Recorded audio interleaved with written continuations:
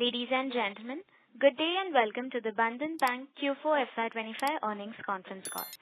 As a reminder, all participant lines will be in listen-only mode, and there will be an opportunity for you to ask questions after the presentation concludes. Should you need assistance during the conference call, please signal an operator by pressing star then 0 on your touchtone phone. Please note that this conference is being recorded. I now hand the conference over to Mr. Vikas Mandra, Head Investor Relations. Thank you, and over to you, sir. Thank you, Sejal. Good evening, everyone, and a warm welcome to all the participants. It's a pleasure to have you with us today as we discuss Bandhan Bank's business and financial performance for the quarter and full year ending March 2025. We sincerely appreciate your time and participation. Today, we will take this opportunity to provide insight into our operational activities, significant achievements and challenges, as well as offer perspective on market conditions, strategic initiatives, and any notable changes in our business environment. To walk you through all these details, we are joined by Mr. Partha Pratim Sengupta, Managing Director and CEO, Mr. Ratan Kumar Kesh, Executive Director and Chief Operating Officer, Mr. Rajendra Kumar Babbar, Executive Director and Chief Business Officer, Mr. Rajiv Mantri, Chief Financial Officer, myself Vikas Mundra, Head of Investor Relations, and our senior management team at Bandhan Bank. We are happy to answer any questions or provide additional clarity on the current quarter's performance and our outlook moving forward. Now, I would like to invite our Managing Director and CEO, Mr. Partha sir, to brief you all on bank's performance. Over to you, sir. Thank you, Vikas. Very good evening to you all. At the outset, let me welcome you to the Q4 earnings call of Bandhan Bank. While my colleague and CFO, Rajiv Mantri, will walk you through the detailed Q4 financials, I would like to highlight a few key points from our recent performance and then we'll share our strategic vision for the next 2 to 3 years. As we have discussed in the previous quarters, the microfinance sector has faced significant stress and the overall liquidity tightness in the system has impacted both growth and profitability at industry level. However, I would like to note that the recent regulatory and monetary actions taken by RBI has been very, very positive, and we expect to see gradual steady improvement in the MFI segment in the coming few months. With the ongoing challenges in the microfinance sector, our team has worked well to manage the situation. During the quarter, while loan growth and profitability showed moderate progress versus our guidance, we remain encouraged by the continued resilience across key operational metrics. Notably, we observed a consistent increase in the share of the secured loan book, robust growth in retail term deposits, and a reduced reliance on bulk deposits. These have contributed to a more diversified book and a stable and sustainable funding profile. Even with the elevated slippages, headline GNPA and NNPA ratios remained broadly stable on a sequential basis, underscoring effective asset quality management. Additionally, our strong capital adequacy position provides a solid foundation for sustained growth and improved performance in the coming quarters. Despite heightened stress in the MFI segment during the second half of the year, resulting in elevated credit costs and moderate growth, the bank navigated these challenges with resilience and focus. I am pleased to report that the full year performance of financial year 25, we have delivered a reasonably strong performance. A snapshot of the same are net interest income. It was rupees 11,491 crore, a growth of 11%. Net total income was rupees 14,458 crore, a growth of 16%. Operating profit was at 7,389 crore, a growth of 11%. Profit after tax was rupees 2,745 crore, a growth of 23%. Return on asset of 1.5% and return on equity of 11.6% for the full year. Now let us turn to the broad numbers for Q4. As of March 31st, 25, our advances book stood at 1.37 lakh crore, reflecting a year-to-year growth of 10% approximately.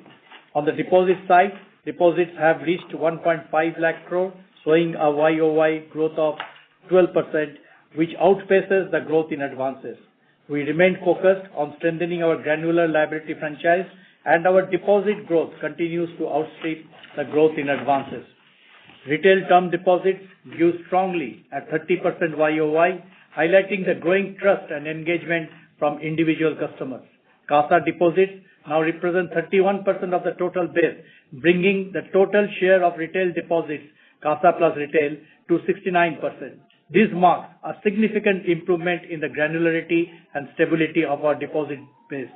Additionally, we have effectively managed our funding mix by containing bulk deposits to 31% of the total deposits, further reducing concentration risk and enhancing balance sheet resilience. We continue to make steady progress on our diversification strategy.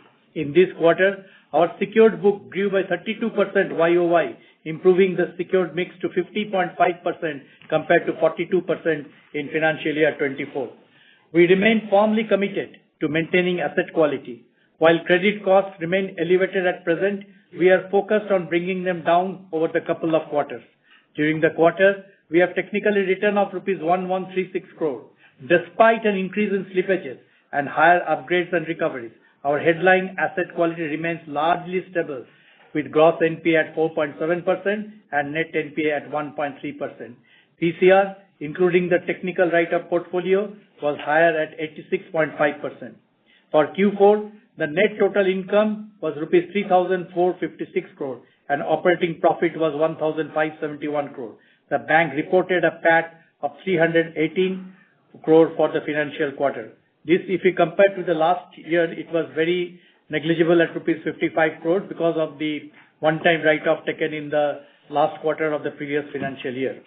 As previously communicated in Q1 financial year 25, the bank adopted a conservative approach by increasing the risk weight on the emerging enterprises business portfolio from 75% to 125%, which led to a 362 basis point reduction in our overall capital adequacy ratio.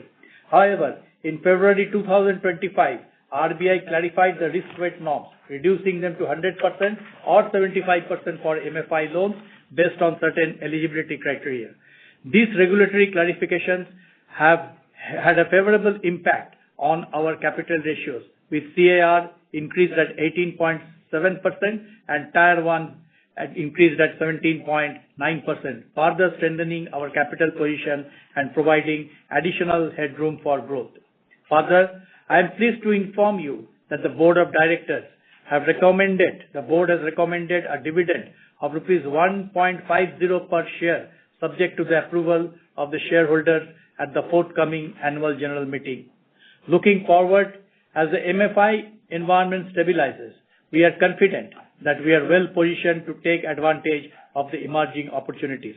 Our focus will remain on sound risk management, exploring new growth avenues, and continuing to enhance operational efficiencies. Moving ahead from the Q4 financials, as you may recall from our last quarterly call, I had mentioned about a few strategic initiatives. This included the formation of the Transformation Management Department, the Digital and Transaction Excellence Unit, the Market Intelligence Team, and the Credit Administration Department, all aimed at further strengthening the bank's quality loan portfolio. I would like to take a few minutes to update you on the progress we have made in these areas. The Transformation Management Team has embarked on a forward-looking transformation journey, driving innovation in the bank through focus on modernizing our technology, optimizing processes, evolving capabilities, and innovating our business and operational models.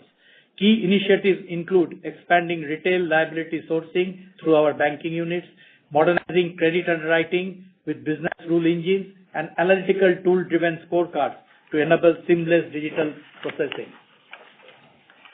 We are upgrading all digital platforms to align services, channels, and customer needs for a smoother and delightful journey.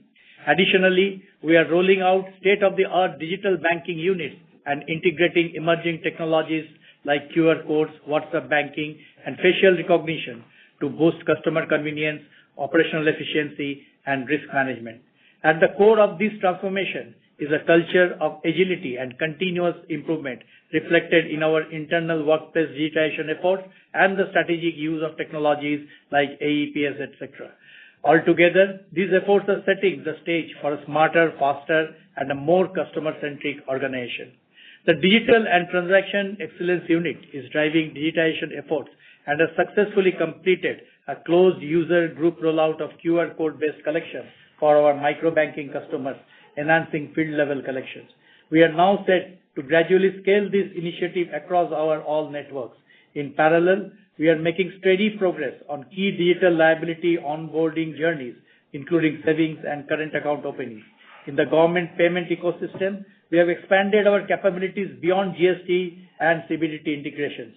Notably, we have gone live with our partnership with SBI ePay, which has enabled us to gain access to the West Bengal GRIPS platform, further strengthening our presence in this space. Now, I will spell out the strategic priorities for the next 2 to 3 years. Over the couple of years, our strategic priorities will center on achieving deposit growth that outpaces the advances growth, with a strong emphasis on stable, granular retail deposits. We aim to expand our asset book with an improved secured mix, enhance asset quality, and continue investing in technology to elevate both customer experience and operational efficiency. Guided by a clear roadmap that embeds risk management and compliance into every facet of our operations, we remain optimistic about unlocking greater value for our stakeholders. Given the current macroeconomic environment, we are targeting an advances growth of 15 to 17% CAGR over the next 3 years, with a strategic focus on increasing the secured mix. We expect secured advances to constitute over 55% of the total advances by financial year 27. While both the secured portfolio and the EEB book are expected to grow, the secured book will grow at a relatively higher pace. The growth trajectory of the EEB portfolio will be aligned with the prevailing economic conditions. Liability growth is expected to outpace the advances growth, as building a strong, granular and stable liability franchise remains a key strategic priority. We will continue to drive growth in both CASA and retail term deposits while actively working to reduce reliance on bulk deposits. Leveraging the capabilities of our 1731 branches and nearly 4,594 BUs, we aim to deepen and mobilize more granular deposits. These initiatives will play a crucial role in lowering our overall cost of funds and enhancing balance sheet resilience. Cross-sell is a key initiative that we are driving with a unified approach under the philosophy of One Bandhan. As part of the same, asset teams are actively supporting in garnering liabilities, and likewise, the liabilities team are contributing towards asset generation. Through active activation of our distribution network in branch banking and other segments. This collaborative effort strengthens our overall business growth and customer engagement and is being steered by a central cross-sell enabling team. The planned increase in the share of our secured loan book is expected to have an impact on NIM, but this is a conscious decision. As a result, we anticipate some moderation in margins over the coming years on a risk-adjusted basis. On operating expenses, we'll continue to invest in people, technology, and capabilities that support the bank's strategic growth objectives. As a result of these investments, we expect the operating expenses to asset ratio to increase by 10 to 20 basis points from the current levels or over the next 2 years. However, as operating leverage begins to take effect thereafter, we anticipate a gradual improvement in the ratio, reflecting enhanced efficiency and scalability of our operations. Asset quality remains the top priority, and I am confident that the guardrails we have implemented in the microfinance sector, combined with improving trends within the sector, will lead to a meaningful improvement in asset quality over the strategic horizon. While credit costs are expected to remain elevated in half year of financial 25-26, we are targeting to reach 1.5 to 1.6% on full year basis of the credit cost over the next 2 to 3 years, based on our relentless focus on improving portfolio quality through robust risk management and aided by improving MFI cycle. Our focus remains on a steady and sustainable improvement in profitability with a clear path towards improving ROA to 1.8 to 1.9% over the next 2 to 3 years, driven by better asset quality, improvement in other income, and operating leverages. To summarize, we remain committed to building a long-term value through disciplined growth, strong risk management, and continued investment in our core capabilities. With that, I now hand over to Rajiv Mantri, CFO, to take you through the details of the financials. Thank you. Thank you, Sengupta sir, and welcome again everyone to the earnings call. Now let's move on to the business performance for the quarter. I'll walk you all through the key financial highlights and provide an overview of how we have performed. Let's start with the advances. As of March 2025, gross advances stood at 1.37 lakh crore rupees, reflecting a growth of 10% year-on-year and 4% quarter-on-quarter. In line with our strategic plan of product diversification, we are focused on growing the share of our secured book across housing, wholesale banking, and retail assets. The secured book grew by 32% year-on-year and now represents 50.5% of the total advances, marking a significant shift towards a more secure and diversified portfolio. The EEB portfolio saw a decline of 9% year-on-year, although there was a marginal increase of 1% quarter-on-quarter, reaching rupees 56,544 crore. This decline is primarily due to portfolio controls we implemented in response to the elevated risk in the microfinance industry. On the other hand, growth in the non-EEB book, which now represents 59% of our total advances, was strong at 29% year-on-year and 6% quarter-on-quarter.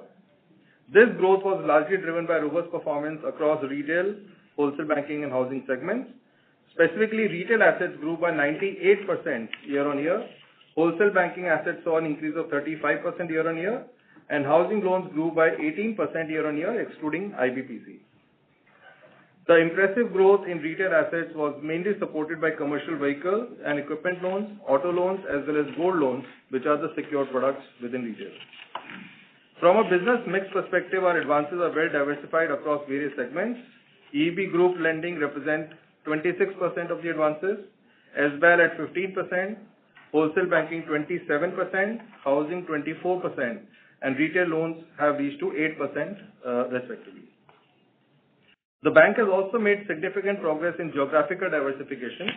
Over the past few years, share of advances from the East and Northeast regions have decreased by 14% from 53% in FY22 to 39% in FY25.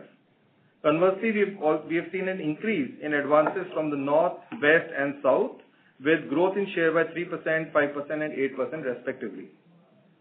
In terms of regional concentration, our top 5 states, West Bengal, Maharashtra, Bihar, Gujarat, and Madhya Pradesh, now contribute 59% of our total gross advances versus 60% a year back. Especially West Bengal remains the largest contributor at 23%, slightly down from 24% in the last year. Liabilities. As of March 31st, 2025, total deposits stood at 1.51 lakh crore compared to 1.35 lakh crore in the previous year, reflecting a healthy growth of 12%. Strategically, this growth remains higher than the growth in our advances, which we have continuously done in every quarter over the last 1 year. The bank continues to prioritize granular and stable retail deposits. Our total retail deposits, which include CASA and retail term deposits, grew by 11% year-on-year. Within this, retail term deposits showed a robust growth of 30% year-on-year. Retail deposits, CASA plus retail TD to total deposit ratio was around 69%, largely same as in the previous quarter, reflecting the strong focus on mobilizing stable deposits. Our reliance on bulk deposits remained lower, with the share of bulk deposits to total deposits marginally reduced quarter-on-quarter at 31%. CASA deposits stood at rupees 47,437 crore, reflecting a 5% year-on-year decline, but an increase of 6% quarter-on-quarter.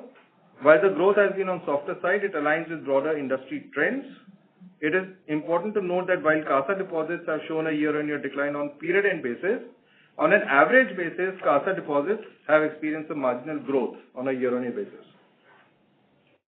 The bank continues to focus on strengthening relationships across our customer base. It is actively working on enhancing our value proposition for different customer segments and expanding our customer base to drive growth in this area. From a geographical perspective, our top 5 states, West Bengal, Maharashtra, Uttar Pradesh, Odisha, and National Capital Territory of Delhi, now account for around 65% of the total deposits. Notably, West Bengal continues to be the largest contributor, representing 40% of total deposits, which is consistent with the previous year. Moving on to collections and asset quality.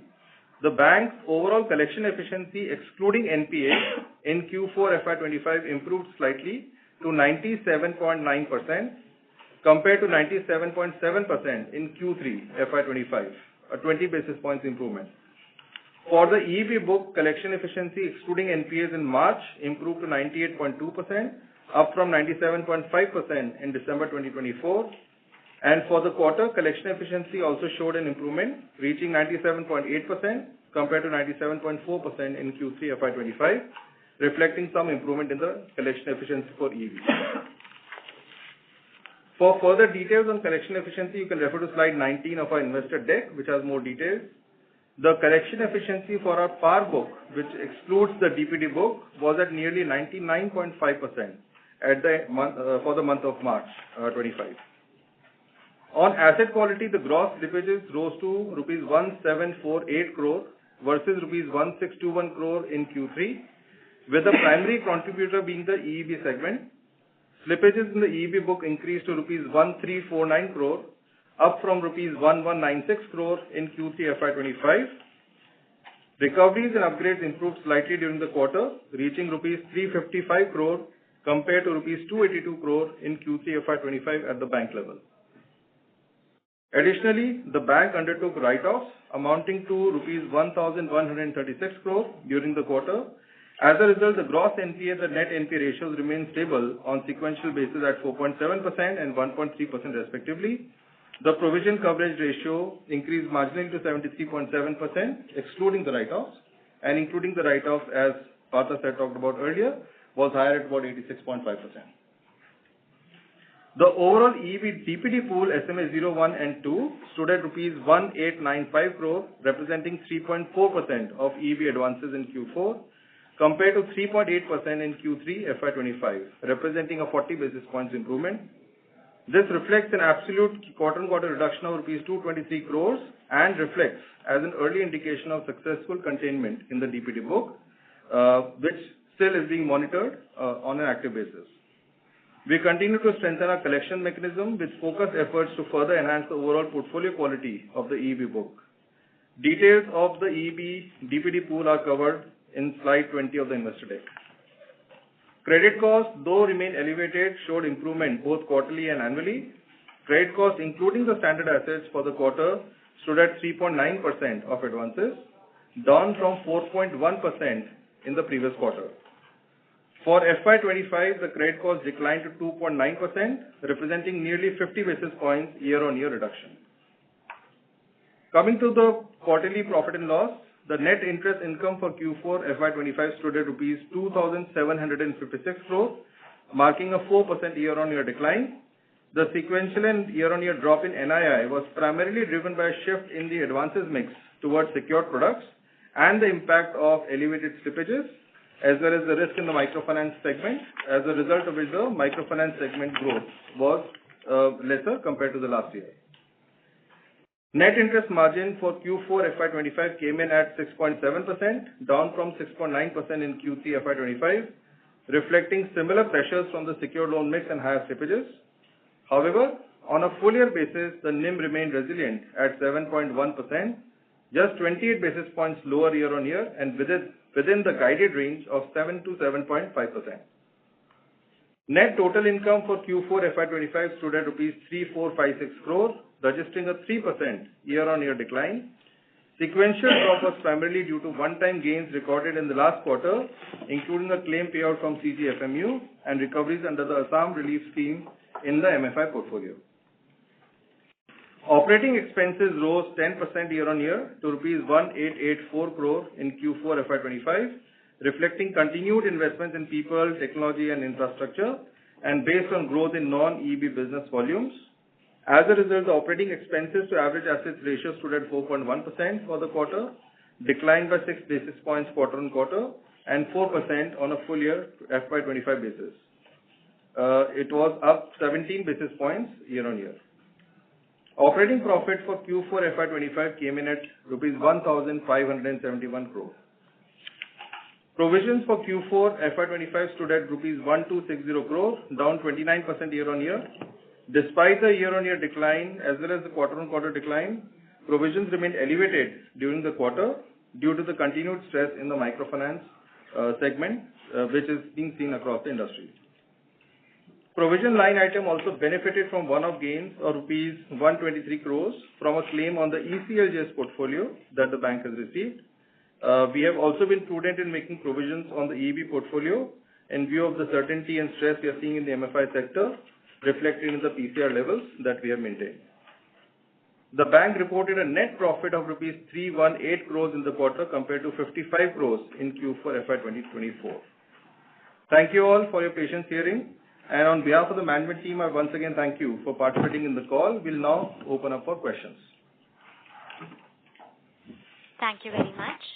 We will now begin the question and answer session. Anyone who wishes to ask a question may press star and 1 on their touchtone telephone. If you wish to remove yourself from the question queue, you may press star and 2. Participants are requested to use handset while asking a question. Ladies and gentlemen, we will wait for a moment while the question queue assembles.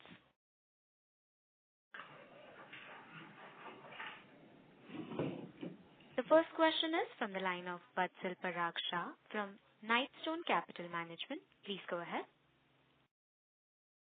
Yeah, hi. Thank you for the opportunity. Couple of bookkeeping questions. So, what will be our proportion in Karnataka and Tamil Nadu as a percentage of advances? So, Tamil Nadu, we have a share of only less than 1% in the total advances for the day, and Karnataka is 1.1%. So both are very negligible, and the DPD book is also very low, and only I would say the collection efficiency is also around 97% in these two states. So we are not that much impacted into whatever is happening in both these states. And these are the percentages of total EB advances. Yes, and number two is that we have seen that in both the states, the regulations have excluded the banks. The banks are not a part of the regulation. So, of course, this will have some, I would say, impact on the people or the borrowers there for that year. But in general, the other regulatory measures are not applicable for us. Got it. And secondly, what will be our fixed book percentage? Are you talking about fixed rate book? Yeah, fixed rate. So 48, it's around 48%. 48% of our loan book is around fixed rate. 48. Okay, thank you. That's it. Yeah. Thank you. The next question is from the line of Piran Engineer from CLSA. Please go ahead. Yeah, hi team. Congrats on the quarter in these turbulent times. Just a few questions. Firstly, on interest reversals, what was the interest reversal this quarter versus a similar number in 4Q FY24? Sorry, could you repeat that question? Interest reversal amount. Interest reversals, Raju, for the quarter. Yeah, give us a couple of minutes. We'll come back on this question. Yeah. Okay, sure.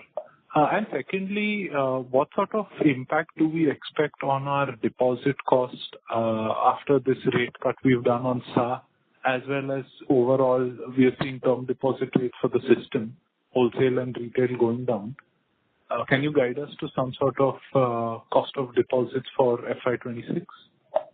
Yeah, so we have also reduced our interest rates on both savings bank and term deposits. So the rationalization has already been taken place. It will come effect from 1st May onwards.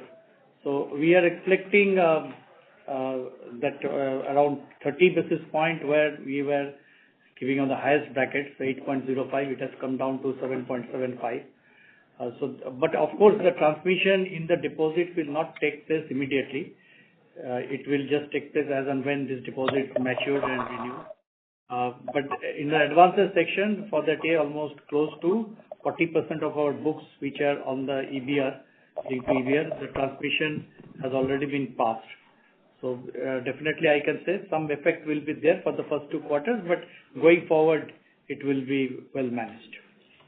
Yeah, Piran, we don't have a specific guidance on the exact cost of deposits reduction, but as sir said, there are action being done both on the savings and term deposit to see in certain buckets where we can actually reduce the cost.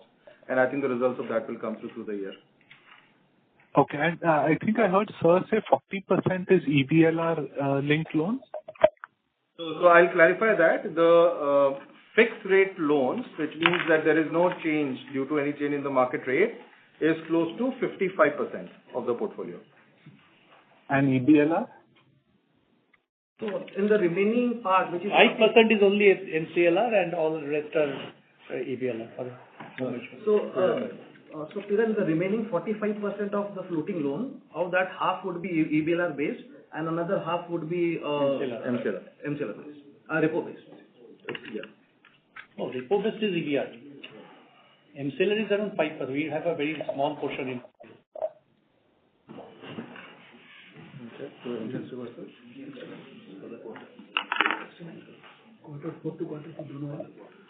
Piran, on your previous question on interest reversal, during the quarter we had 69 crores as interest reversal.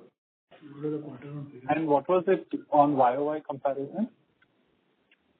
We'll get back to you, Piran, on that. Currently we don't have it. Sure. And also just this MCLR, EBLR, I think there was some, you all were having a discussion. Can you just clarify, out of that 45% floating rate, how much is MCLR, how much is EBLR? So to give you a 55% is fixed, and of the balance 45%, our EBLR is 26% and MCLR is coming 19%. Yeah, that's 26 and 19.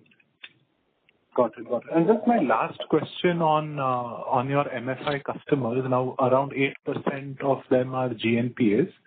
What percent of them would be actually paying some amount of EMI? Yeah, Vikash, can you highlight? So in simple words, collection efficiency from the GNPA book. Yeah. So March where we collected around 80 crores from this collection from which has been there, but I think sometimes any highlights. So, hi, this is Vishal here. Overall, from our 8% number, close to 25% of that 8% is paying us some amount. Some amount comes through one EMI or less than that, but some amount keeps on coming through from our GNPA. Okay, 25% of the 8% number. Yeah. Got it. Okay, that's it from my end. These are all my questions. Thank you and wish you all the very best. Thank you. Before we take the next question, a reminder to all the participants that you may press star and 1 to ask a question. The next question is from the line of Mohit Jain from Tara Capital Partners. Please go ahead. Hello, can you hear me, sir? Yeah. Yes, we can hear you. Yes, hi. Yeah, good evening, sir. So my first question is with regard to the SMA book for the EEB portfolio. If I'm looking at West Bengal, this quarter we are seeing a slight increase there in the SMA 0 bucket. So what can be the particular reason behind it? And also considering the fact in the month of April there has been some disturbances in some districts of West Bengal. So how adversely has it further been affected by it? So one is because of the holidays. The last 3 days were holiday in West Bengal, as you all know, 29. So all over whatever the demands raised during this period, the borrowers could not pay. But this has been eventually corrected. Most of the accounts have been eventually corrected. Mm-hmm. And so the trend we are seeing in the current month because of some, there was some media reports that in some districts there are some kind of disturbances. So any effect is having on our collection? Murshidabad district. So Murshidabad district, we have our 4% share of the, in NPA we are having around 4% and almost 88 percentage, I would say in April almost 88% are regular. The SMA 0 book percentage is 6%, SMA 1 book is only 1% and SMA 2 is another 1%. So we have, can give the latest figure as on April, we have 2,151 crores outstanding, So of which only 91 crores is in NPA. The other also delinquency book is very small. Okay. And sir, the other question which I'm having is on the long-term guidance which we have given that, we'll be looking at a credit cost of somewhere near 1.5 to 1.6% over the next 2-3 years. And I guess, sir, you have earlier said that in the earlier conversations it has been said that, for EV book our target is around 2 to 3% in terms of the credit cost. Sir, if I'm looking at slide 21, it seems that, the loans which we have disbursed over last 1 year, the NPA in those books is coming at 4%, 3.5%, 4%, which is again very much on a higher side in respect of even the recent originations. So now, if this is the trend we are having in the recent origination, what gives us the confidence that over a longer period of time, the NPA of the credit NPA of the EV book is going to come down to, somewhere near 2 to 3%, sir? No, so if you look at those figures, you see, it was 4% in financial year 24, Q3 and Q4.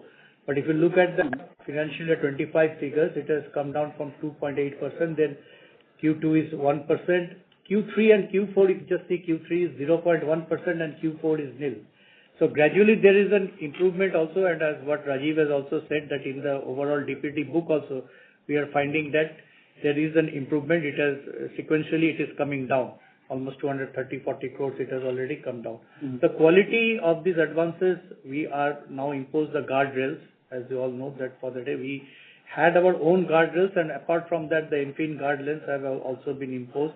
So this is definitely is impacting for the 1-2 quarters where the business growth will get little bit impacted, but the stress level will also be contained to a large extent. So going forward, we believe that the loan loss provisions would be comparatively lesser, especially the incremental loan loss provision, and there will be a growth in the business. We have also kept a guidance of around 5,000 crores of growth in this EEB segment. So overall, with the growth in the business and also with the decrease in the incremental loan loss provision, the credit cost will improve. And I think just to supplement a couple of other points. One is if you look at our number of lender criteria, we've already been sort of complying with to a large extent. 92% of book is Bandhan plus 2.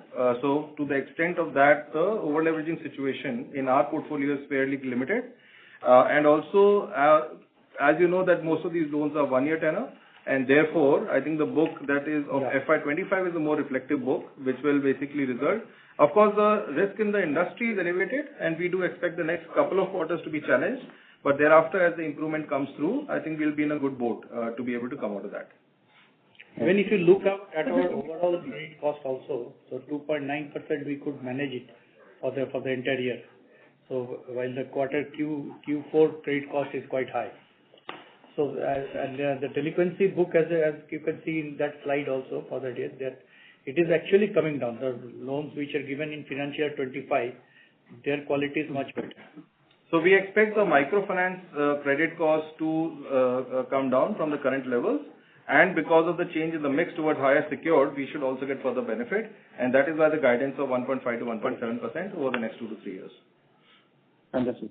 So just one clarification, you said about a figure of 5,000 crores, that is the EEB disbursement we are looking for the current year, or the AUM growth for the current year, sir, FY26? It's a net growth, what we are looking at it. Not the net growth. That is, yes, so net AUM growth of 5,000 crores in the EEB book for the current year, FY26, sir. Correct.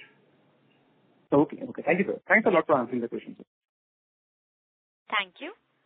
The next question is from the line of Anand Swaminathan from Bank of America. Please go ahead. Thank you. I have a couple of questions on the EEB book. So just circling back to slide 19, where you've shown the West Bengal, Assam, and rest of India collection efficiency. Just wanted to understand, which are your worst performing states, which are dragging down your collection efficiency to 98.2. So that's the number one question. Number two, in terms of disbursal rates, I get the 5,000 crore number, but in terms of month or quarter, when do we expect we getting back to a normalized disbursal level during the year? Those are my two questions. Thank you. To answer your first question, our states which are not performing the way performance has happened in the eastern part are Maharashtra, parts of Gujarat, and Tamil Nadu, Karnataka, which are small for us. These are three and a half core states which are not doing well. Parts of Gujarat and Tamil Nadu, Karnataka. On the second question, I think the first quarter is going to be a muted one, and I think quarter 2 onwards, the disbursements should pick up. But by the end of quarter 3, I think we will have hopefully a normal year, a quarter the way it was there prior to a couple of years, and that should stabilize over quarter 3 and quarter 4. But first 2 quarters, specifically the first one, will have a muted growth only. Sure. Thank you. Just to clarify, Maharashtra, Gujarat should be close to 96% collection efficiency even in March? March was slightly better, 96 and a half on the collection efficiency front. Tamil Nadu was 96 and Karnataka similar 96.5. Okay. And is there anything localized which is the problem, which is keeping these states a problem, or it's just the over leverage issue which is extending? Primarily at a pan-India level, it's a similar over leverage issue, and like Rajiv clarified also that Bandhan plus 2 relationship is for us, it's much higher than the counterparts, and it's at 92%. And there are small like Murshidabad has come up in the last 2 months only. So that has disrupted a bit for a couple of months. But we don't see this continuing for long, because then things stabilizes. And then, after 4 or 5 week cycle, it comes back to normalcy. So there have been disruptions in localized disruptions up and running in some places, but not so rampant. The impact is more in Karnataka, Tamil Nadu over the last 3-4 months. Sure. Thank you. And lastly, April, the implementation of the new guardrails, has there been any change in collection efficiency? Just can't get you, please repeat. Sorry, Anand, can you repeat that? Sorry, in April, after the implementation of the new guardrails, has there been any change in collection efficiency in any of the states? So collection efficiencies for the month of April have remained stable. However, like the impact of guardrails have been more so on the disbursal side. With 3 lender norm, the maximum you could give. Obviously, there are other companies who also grant loans to the same customer. So that has got, but I think over a period of time, things will stabilize. Otherwise, we don't see any collection efficiencies really dipping down in the month of April, apart from 1 or 2 places where, which we spoke about earlier. Also, Anand, I think April has had a number of holidays. So I think we'll have to see a more normal month like May to be able to get the full picture. So because these are mostly weekly repayments, so holidays actually sometimes temporarily affect the quality of the asset, but that is normally gets taken repaid. Yeah. Sure. Thank you. That's very useful. Thank you. And percentage-wise, while the delinquency is high in Tamil Nadu and Karnataka, but the overall book size is very, very low. It's only 100, 300, 400 crores around in these 2 states. Thank you. The next question is from the line of MB Mahesh from Kotak Securities. Please go ahead. So just on the question on this West Bengal again, you just kind of indicated what is the current month performance as we speak. Gave a number, I just wanted to clarify. On the collection efficiency? Sorry, which parameter? No, the SMA 0, 1 and 2. You had mentioned a number that the performance had improved in April. Just trying to check what was the comment on that. No, April number, we have not, obviously there is still, month to get closed. So we have still collections going for today as well. But I can tell you 2 days back, the slippages percentage has actually come down. So almost I am having a positive of around some marginal positivity is there compared to March. Yes. But Mahesh, if you look at the SMA position as at March end compared to December end, definitely I think there is an improvement. I think the overall SMA book for EEB, we are seeing some bit of a reduction. And I think that comes through. Yes. Okay. Second question, sir. We are doing about 4% credit cost right now on an annualized basis for the last 2 quarters. In your assessment, how does that go for the next 2 quarters, given the near-term numbers that you are looking at in the slippages on the EEB book? So I don't think, Umesh, we give specific guidance on quarterly basis, but I think as we have said, due to the risk which is still there in the EV segment in the industry, in the MFI segment in the industry, and with the further tightening of the rating criteria from 4 to 3, I think it's natural to expect the next 2 quarters there will be some continued stress. Albeit we do expect some marginal improvement quarter on quarter, but with as Vishal earlier mentioned, by Q3 is when we expect, I think, a turnaround, some sort of turnaround to happen. Okay. My last question, sir. You had given us a rough indicative ROE decomposition of how we should look at the franchise in the medium term. You have a margins today which is about 7%. You are indicating that number will be down by about 20 basis points. Is that how we should read it? So maybe, Bayesh, I can give you broad indication on that. I think as our secured mix increases further over the next 3 years, we should expect, I think, margins, the NIMs to come down by say another 50 to 60 basis points. But what we are doing to offset some of the impact is focus on other income, where we do expect say another 20 basis points or so increase to come through. As sir mentioned, I think our costs, we will have to invest further to grow our secured book. So over the next 2 years, I think we will invest further, another 10 to 20 basis points increase. But thereafter, I think the efficiencies of scale should start coming in. And then credit cost is where we should start seeing a big reduction, right? And as a result of which, and I think the fee income will be also aided by newer initiatives such as transaction banking. We've recently got some trade products that we've launched. So those should start helping us as well. But as a net result of all of these lines is where we are saying from the current level, I mean, this financial year we had 1.5% of ROA. The latest quarter is lower.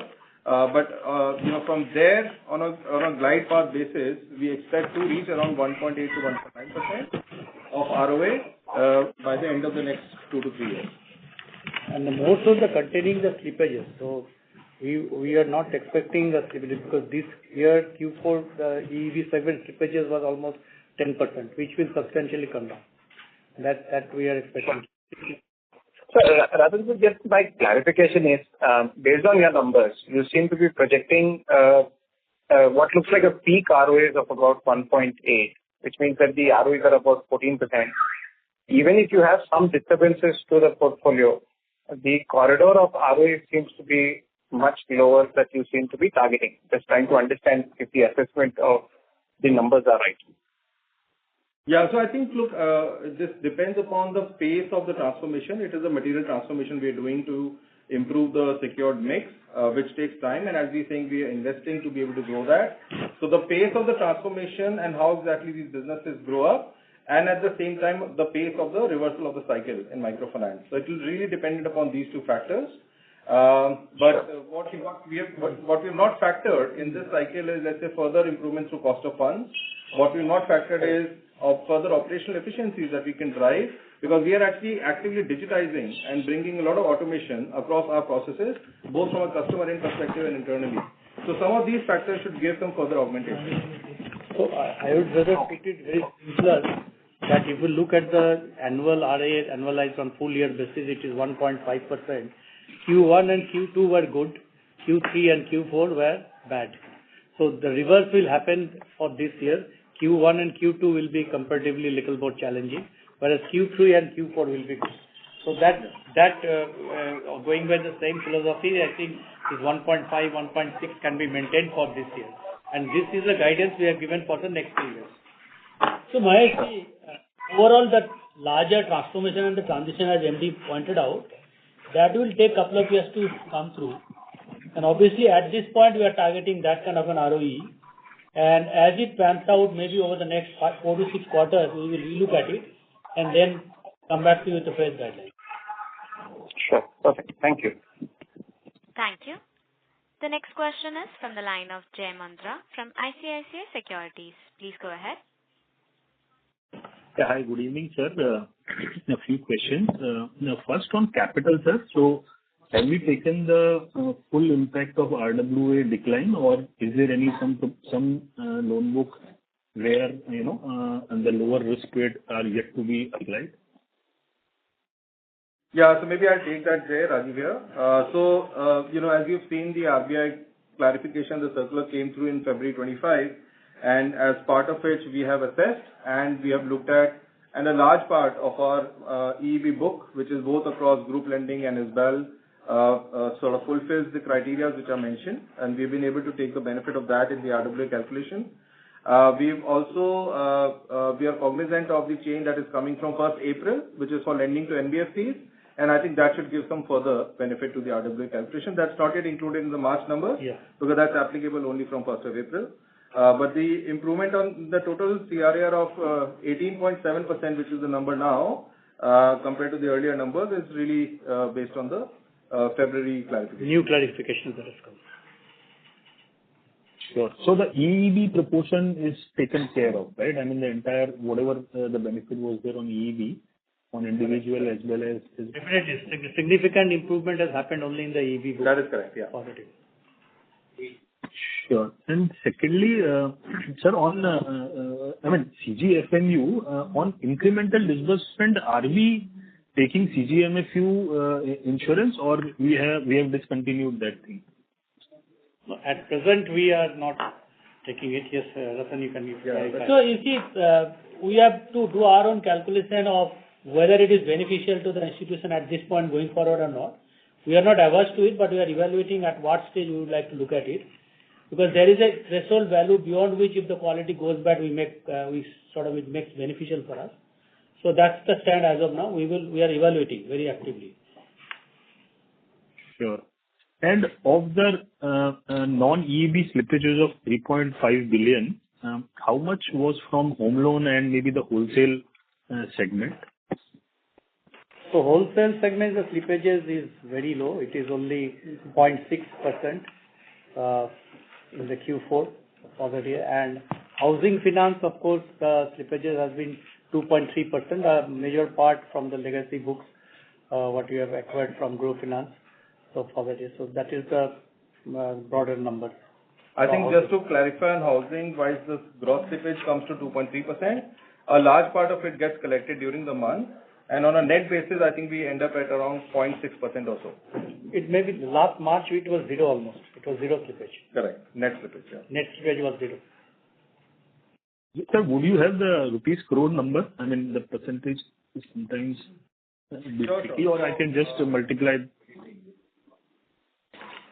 The housing on a net basis was only 70 crores of net addition on a gross slippage of 180. Yeah. Okay, sure.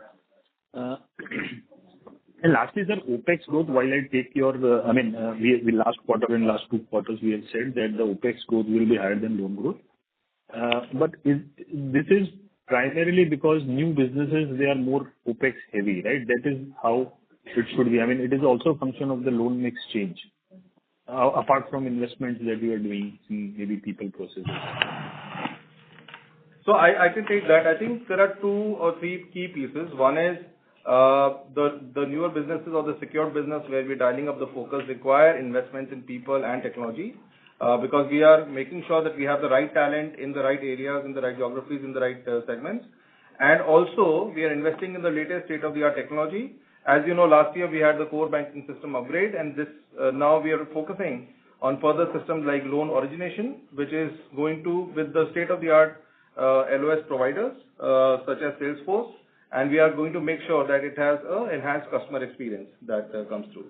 So I think that is the focus in terms of both the talent as well as the technology that is being deployed.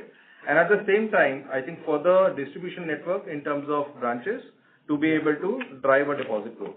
So actually, yes, basically 3 things. One is that we have opened many branches in the last quarter of the previous financial year, not this year, and that expenses are adding up, but we will definitely get the benefit of business from these branches going forward. The second is that the investment in the IT, the depreciation cost is a major OPEX cost, but that's, as Rajiv has said, that both were necessary and the business will also come once these are stabilized for the day. And the third is the manpower cost, because we wanted to invest in people. So in many areas where we have yet to start business, we have taken people, like in credit cards, we are going to launch soon, but we have already taken the resources, major skilled resources. Similarly, in the other areas also, there have been some people recruitment take place. But yes, the strength of these will be derived in the coming months to come. So last is just a small clarification. I think in the SMA 0, increase in SMA 0 in West Bengal, you have mentioned that that has also rolled back, right? So that would have come back to maybe, let's say, 0.9% was the Q3 number. Has that come to that level, or it is only, I mean, how you said that 2.3% rise from 0.9 to 2.3% is because of holidays and because of some localized turbulence. I mean, how does that stand? I mean, if you, in percentage terms, if you have that number. So what we have done, see, 30th, 31st being a holiday and 31st was a holiday demand date, that's why it has elevated from 0.9 to 2.3. Of all that which have gone forward, had got all 95% of the ones which have carried forward. We collected 92.7, 8.3 which got forward, we collected 95% of that in the next 7 days. So that 1 week collection has already come through. But again, this month we had 4-5 holidays, so we will not see this kind of an elevation. It's a one-timer, and I think most of it has got collected thus far. So these are only Thank you so much. weekly repayment period. You see, in our EB book, so for this group loans, we have a weekly repayment period, and that do get affected whenever there is a holiday, and more so if there are consecutive holidays. So every month, this month also we are having 3-4 days like that holiday. So it will be there, the elevated portion. If it comes if you take the data on that particular date, it will be shown a little bit elevated. But overall, there is no stress because those things get collected. You see, SMA 1 and 2, those numbers have come down, and this 31st of March was one number, and if it happens again on the last day of the month, obviously the last day billing gets impacted. Otherwise, over the period of the month, we collect. So this one we specifically focused in the next 1 week, we were able to collect 95% of the 8% which had gone through. So then it became typically the same number of what typically goes through each cycle. Thank you. The next question is from the line of Param Subramaniam from Investec Capital. Please go ahead. Yeah, hi. Thanks for taking my question.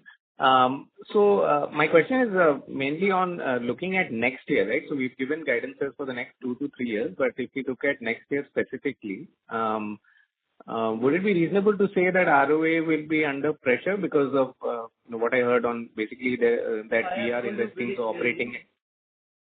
So I have told you very clearly, if you look into the current year, Q1, Q2 was good, Q3, Q4 was comparatively bad for the year, and overall ROA we have maintained at 1.5. So this year it is just the reverse. Q1, Q2 will be a little bit bad, but Q3, Q4 we are expecting to be good. Yes, sir. Sir, but at the same time, in the first 2 quarters, our operating profit profile was way higher. And it looks like it has reduced quite significantly, right? So is this... Q1, Q2 of this quarter was quite good. So operating profit, income, EV, loan book, everything was quite good for Q1, Q2 for the day. But Q3, Q4, suddenly the situations have a little bit become, I would say, challenging. So this trend is continuing, but it is diminishing. So I think by Q2, all these problems will be more or less addressed. So Q3, Q4 will be a good year for doing business. So we are expecting the same way, the same trend will be there in the ROA. And I think further to your question, Param, you're right that the secured mix percentage has gone up. So to that extent, right, the NIMs margin pressure are there. But as sir mentioned earlier, there are actions being taken such as reducing the cost of funds, yes, right, which should give some bit of an offset. So we'll actively look at the avenues available to us. But yeah, structurally we're moving towards a higher secured mix. So I think the impact of that will be there. Okay, got that. Just on this bit again on operating profit, right? So we are at about, if we look at the last couple of quarters, if I look at operating profit as a percentage of assets, it's at about 3.3, 3.4%. And, that is lower than where we've generally operated. And if I heard correctly, we're talking about, mix shift, bringing margins down, and, still investing in the business. So how does this number look, say, how is it going to evolve over the next year specifically and then beyond that? Yeah. So look, our full year ROA was 1.5%. Our Q3 was 0.9 and Q4 has been 0.7, largely impacted because of the elevated slippages in micro. But let's say, as I mentioned, once the cycle starts to turn for microfinance, we should see some relief coming from there and the improvement and more normalcy. And at the same time, as the capabilities that we talked about, which will give us higher other income and various other revenues, start to kick in, we should get benefit of that. So it's a sort of a glide path from the current levels to reach the 1.8 to 1.9% over the next 2 to 3 years. Right? Got it. One more question, if I may. For this year, the margin pressure on the margin line, how much would the pressure because of the interest reversals have been, say, broadly in basis point? It's okay if I can get this offline as well. Yeah. So as I have told that almost 25% we have already given of our loan book, we have already given the effect which is under EBR. The fixed rate loans will largely be unimpacted till we decide a change in the interest rate. Yes, one thing is there that the effect of the benefit on account of reduction in interest rates and deposit, that will only come over a period of time. It will not be immediate. The savings bank will. I got that, sir. So I was asking on the interest reversals on the slippages, that would have some margin pressure. Very small amount. Yeah, that's a small amount. Very, very insignificant. That is not 60, 70 crores. Param, we can give you for this year. Yes. Yeah. Okay.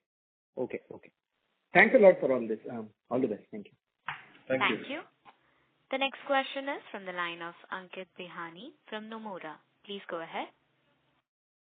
Yeah, hi. Thank you for the opportunity. I just wanted to know what is the yield on our microfinance portfolio and non-microfinance portfolio currently?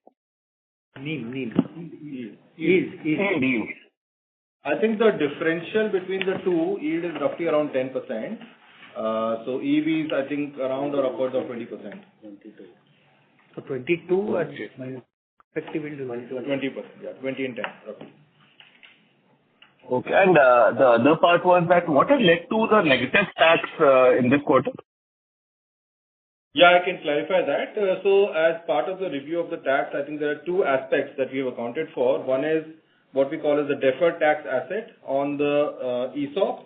So as you recollect, in the last quarter, we had an accounting impact on ESOP close to around 166 crores. And as part of the accounting review, I think the deferred tax asset on that got created in this particular quarter. So that is roughly around 61 crores.